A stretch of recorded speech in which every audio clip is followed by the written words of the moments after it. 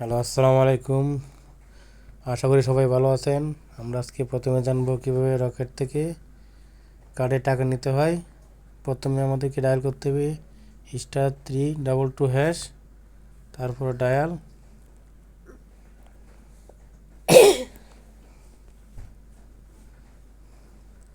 এখন অনেকগুলো অপশন আসবে, আপনাকে প্রথমে 4 নাম্বার দিতে হবে। তারপরে কার্ডে নিতে গেলে 3 number to any bank account, 3 number send. তারপর আপনার ব্যাঙ্ক অ্যাকাউন্ট নাম্বার, সাপোজ আমারটা দিলাম, অ্যাকাউন্ট নাম্বার সেন্ড। তারপরে আপনার টোটাল কত টাকা অ্যামাউন্ট দেবেন, অ্যামাউন্ট সাপোজ 200।